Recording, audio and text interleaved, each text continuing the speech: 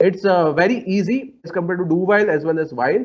Why? Because it combines all these three subunits, right, in one round bracket itself. Okay, so let me write it down. So let me copy from this while, then it will make sense. Okay, let's say now I want to convert this while statement into let's say for loop. Then first change what I need to do is I will write down instead of for, I will write instead of while, I will write down for. This will be the first change. Now initialization for offers initialization to be done within this round bracket itself. So the very first thing, if you remember, compare with this, compare with this while. So here what we do, we first initialize, right? So that initialization can be done inside the body of for loop also. So what I can do, let's say I'm just declaring this variable. Let's say I'm not initializing it at like a statement number 4, but at statement number 5, I can initialize it to 1. And this is the first unit which I have performed. This is the first subsection which I have performed where initialization is done. Then I can write down the condition. Condition will remain as it is. Second subsection is also over. Third subsection, which is nothing but increment or decrement, that I don't need to write down here within the block of this particular loop construct. I can write it down as third unit of this particular round bracket, right? Within this particular round bracket itself. So that means I'm writing down everything within this round brackets. I have performed three things here: initialization, then I have also checked the condition, and then I'm also performing the flow, or it's called increment or decrement thing, right? Everything I'm doing within this round bracket itself, right? So you can see it's very easy as compared to do while and while, because there we need to manage these three components separately, but here I can do it within this, right? You can see this blue round brackets. Within this I will be able to perform these three things, right?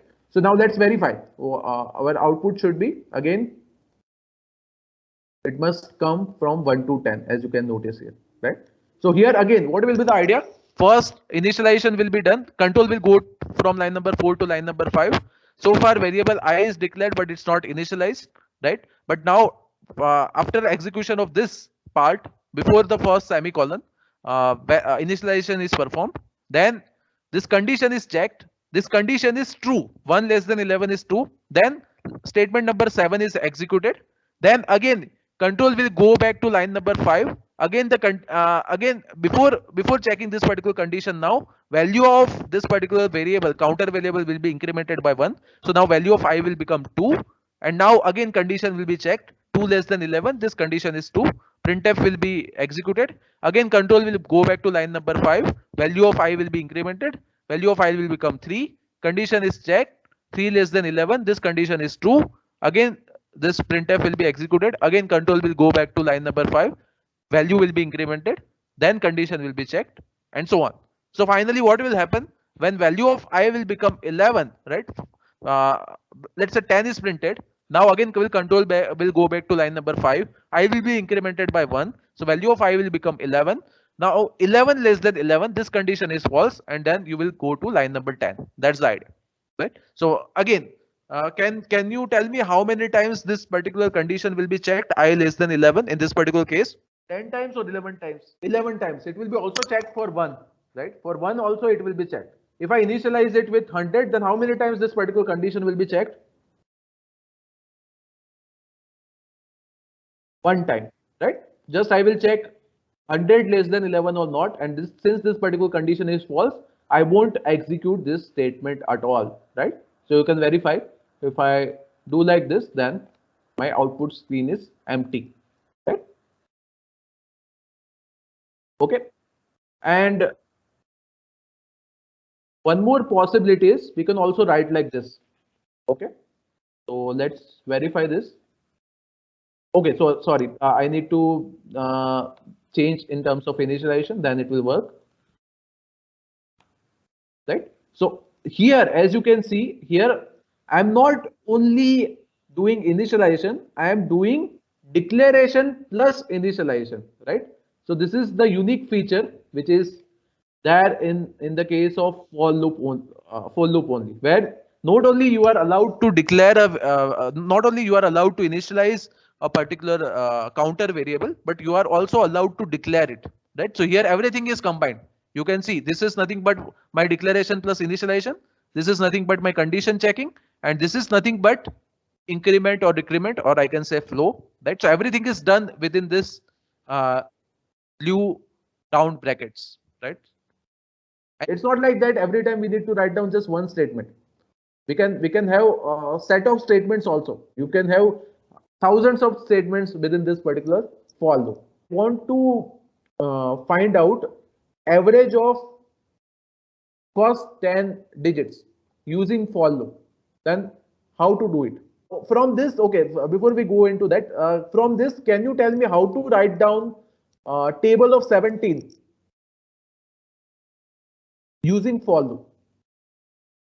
What I need to do? Which changes are required? I into 17 or 17 into I, whatever I write, right? This should work. Let's check. The next question is, I don't want table of 17, but I want summation of first 10 numbers. Then what I need to do?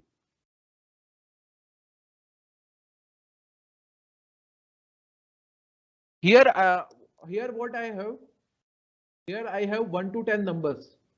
I know how to get 1 to 10 numbers, that I know.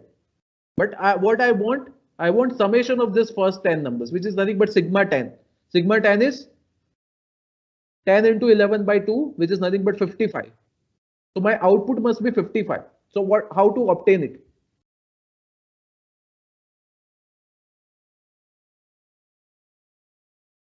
Okay. So one good suggestion is we can have one more variable.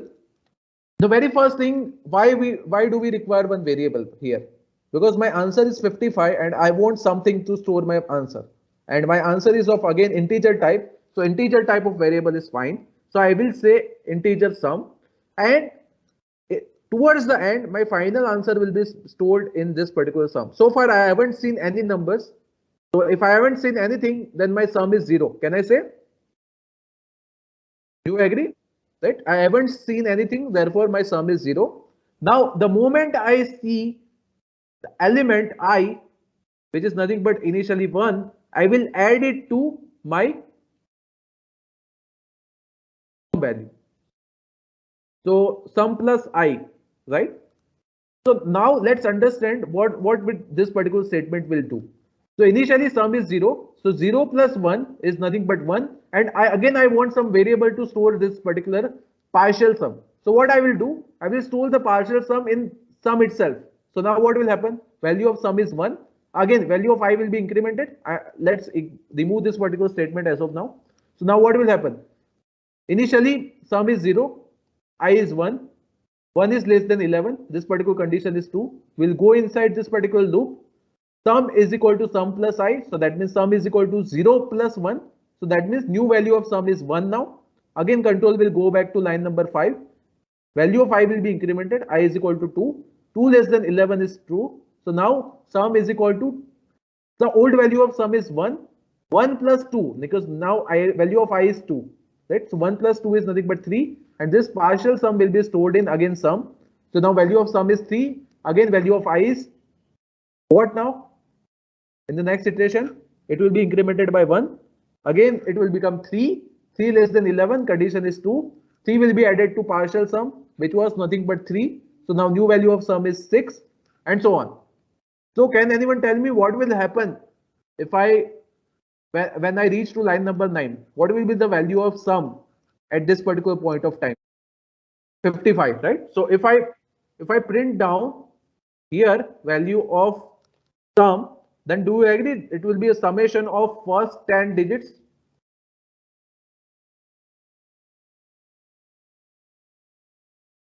Right? How this particular program differs from our original program? They say the printing 10 times was pure repetition. That in each iteration I was not changing anything with respect to my execution. Whereas here I am doing something more than repetition. Here I am changing value of I, and value of I will the change value of I will help me in obtaining value of partial sum, and this partial sum will provide me the actual sum after completion of iteration 10, right? uh, Compare this two, then I am printing this particular message 10 times. So every time I print it, I am not doing anything different during each iteration, right? So hello is printed 10 times, right? Slash n is missing, that's why it looks ugly, but we can modify it, right? So hello is printed. So here we are not doing anything special in each iteration. It's pure repetition. But here, this repetition is different, because every time I'm doing this repetition, I'm obtaining partial sum up to that particular I value. So after 7th iteration, I have obtained summation of first 7 numbers. After 8th iteration, I have obtained summation of first 8 digits, and so on. So the purpose of this for loop is not limited to printing something. It can I also obtain multiplication of first 10 digits? What I need to do? Right? Multiplication of first 10, right? So can I say this is nothing but 10 factorial? Right? We have seen that as a application of this particular looping construct, that we can also perform complex mathematical tasks, like including factorial, summation, and so on. So whenever in the process, summation of first 10 digits is nothing but it's a repeated process. If we focus on this partial sum concept, initially I have nothing, I have 0, then I am taking 1, 0 plus 1 is nothing but 1, then I am taking 1, 1 plus 2 is nothing but 3, then I am taking 3 plus 2, 3 plus 3, which is nothing but 6, then I will take 6 plus 4, which is nothing but 10, and so on. So basically what I am doing, I am repeatedly adding two numbers only. So that repetition is captured with the help of for loop, right? So here what we are doing in the process, whenever some task is given to us, and in that particular task, we want to perform some repeated operation with different values. At that time, again, we can look for use of this for loop. Make sure that process has consistent steps. Whenever I am doing addition of first 10 numbers, then in each iteration, I am doing addition only, right? So that's repetition. So if I can identify the hidden repetition for the given objective, then we can somehow translate that particular repetition in terms of my for loop.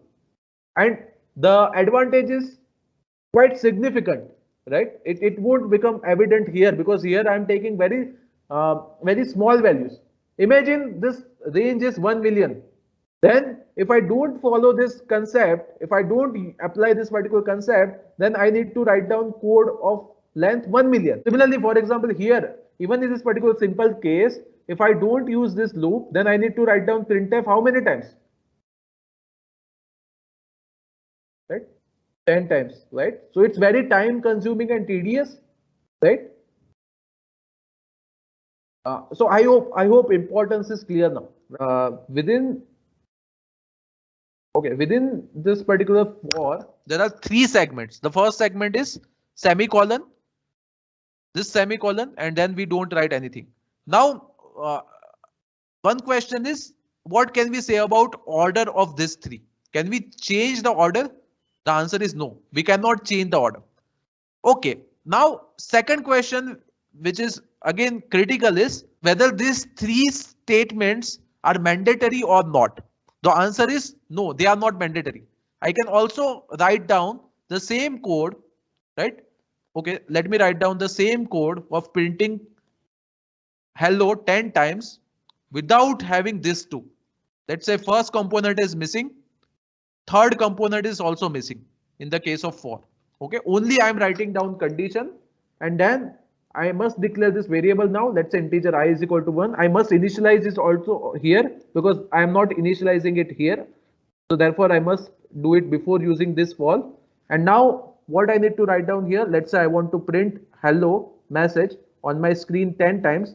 So I will write down hello here just once, and then again I am not incrementing or decrementing here within this particular round brackets. Then what I can do, I must increment or decrement here within this particular block.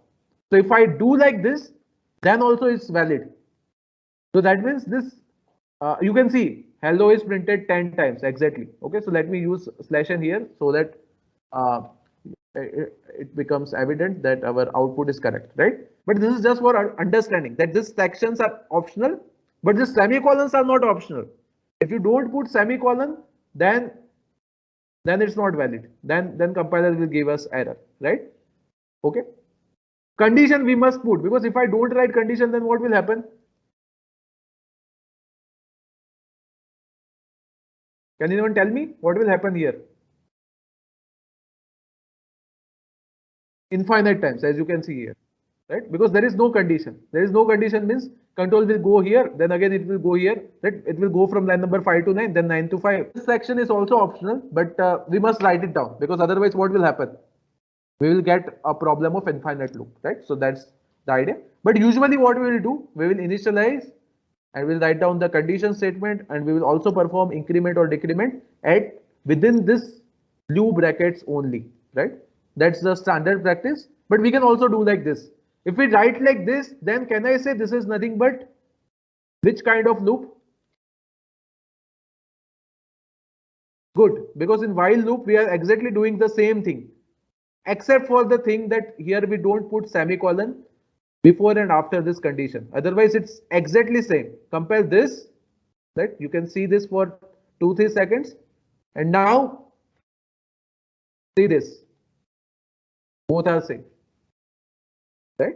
Except for these two semicolons, right? Okay, so that means again these subsections are optional, but we must use them, right? Then only it will make sense. Okay, so with this note, we stop here today. Thank you. Subscribe to my channel for more videos.